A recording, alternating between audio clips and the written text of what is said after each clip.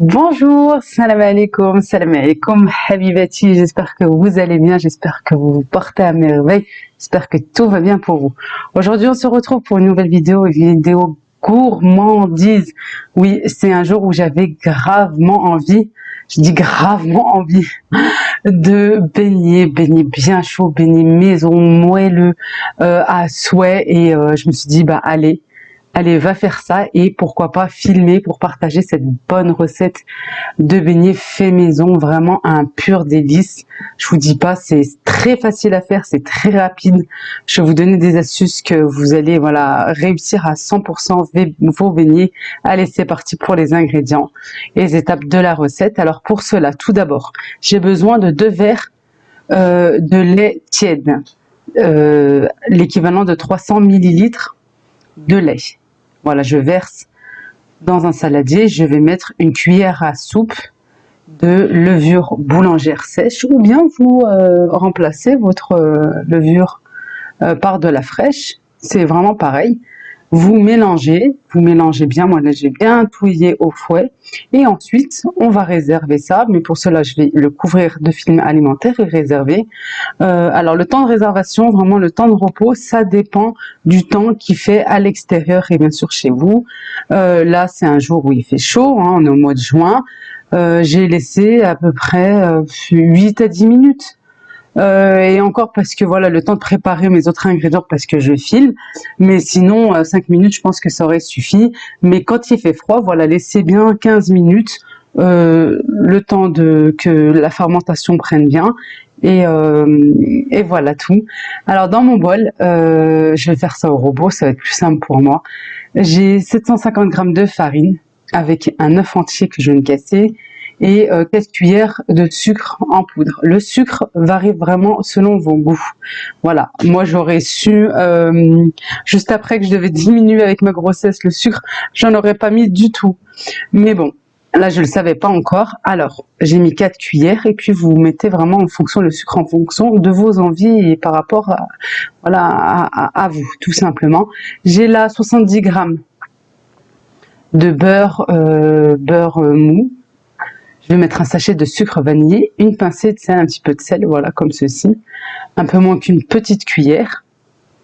Et on va mettre ça au robot. Vous pouvez bien évidemment le faire, faire votre pâte tout simplement à la main. C'est possible aussi. Mais bon, moi j'aime bien laisser pétrir les pâtes, hein, je vous l'ai déjà dit. Moi j'aime bien, voilà, je mets dans le robot et je laisse pétrir doucement et obtenir une bonne pâte comme ceci. Alors élastique, molle, mais pas collante, pardon, mais pas molle, hein, pas trop molle non plus. Voilà, vraiment avec les ingrédients que je vous ai donnés, moi ça m'a suffi largement. À vous de voir. Versez votre farine peut-être petit à petit, puis vous verrez. Moi 750 grammes, ça m'a suffi par rapport à la quantité d'œufs et de lait, de liquide, je dirais. Maintenant, je laisse reposer, je couvre d'un torchon et je laisse reposer. Alors pareil, j'ai pas de temps à vous donner, sauf que moi, petite astuce, parce que j'étais très pressée, vous allez préchauffer votre four à 50 degrés. Oui, vous entendez bien, 50 degrés et pas plus. Vraiment, attention, pas plus. Vous laissez couvrir, vous allez voir, ça va gonfler d'une vitesse. Alors c'est ce que je fais quand je suis hyper à la bourre. Je vous dis pas, et ça fonctionne à 100%. Voilà. Pour le pain, pour toutes les pâtes à lever, hein, tout simplement. Et ça va beaucoup plus vite que laisser gonfler naturellement comme ça. Ça, c'est vraiment quand on est très pressé.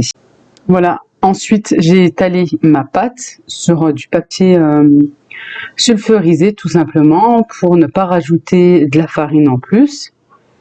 Et je viens à l'aide d'un emporte-pièce.